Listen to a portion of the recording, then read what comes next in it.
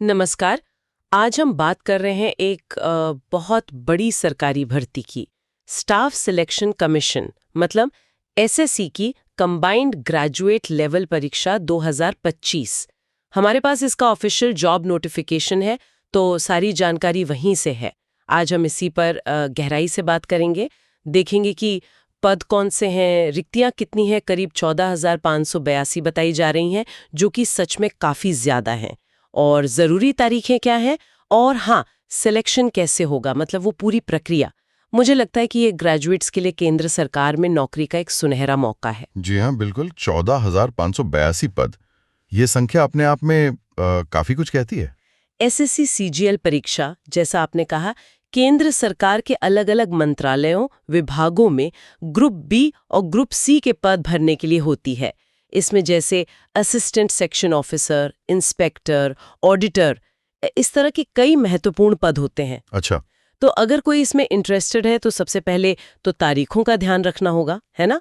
कौन सी तारीख है ज़रूरी? हाँ, देखिए, आवेदन तो 9 जून 2025 से शुरू हो चुके हैं और जो ऑनलाइन फॉर्म भरने की आखिरी तारीख है वो है 4 जुलाई 2025।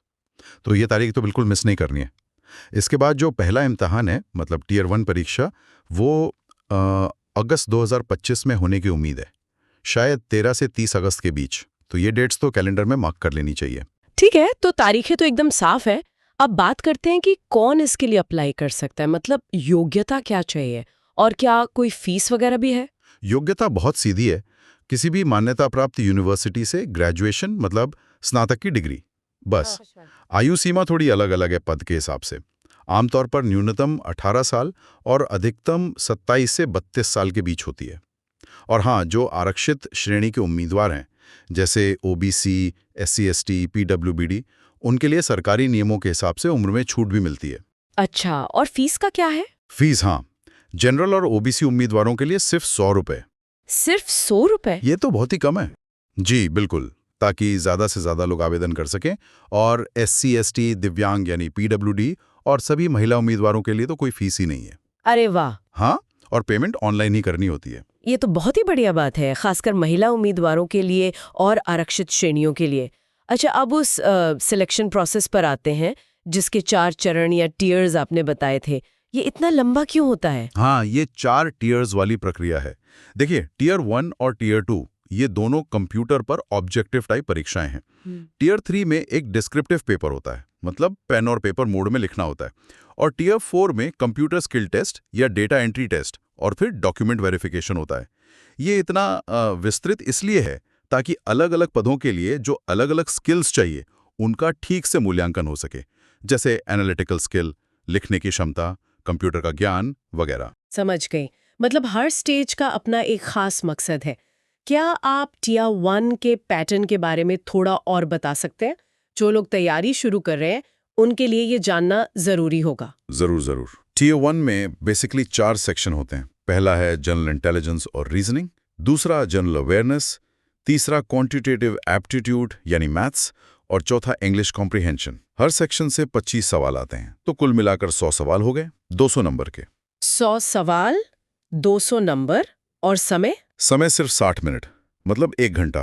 तो स्पीड और एक्यूरेसी दोनों बहुत जरूरी हैं। इसके बाद आता है टियर 2। इसमें भी ऑब्जेक्टिव पेपर्स होते हैं।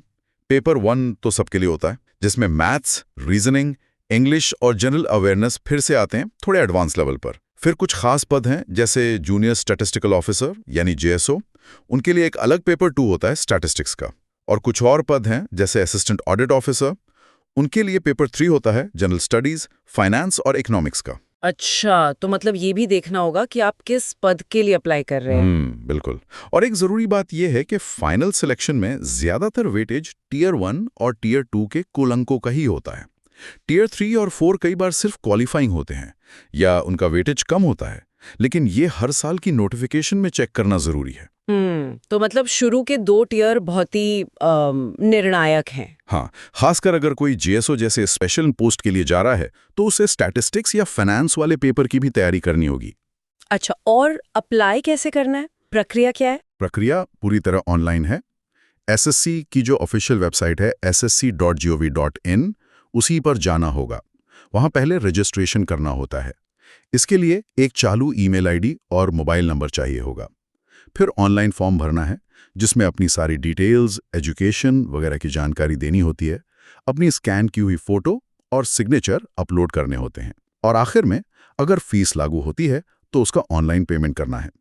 फॉर्म सबमिट करने के बाद उसका प्रिंट आउट लेकर रख लेना अच्छा रहता है। ठीक है, तो संक्षेप में कहें तो एसएससी सीजीएल 2025 ग्रेजुएट्स के लिए केंद्र सरकार में करीब 14,582 नौकरियां लेकर आया है।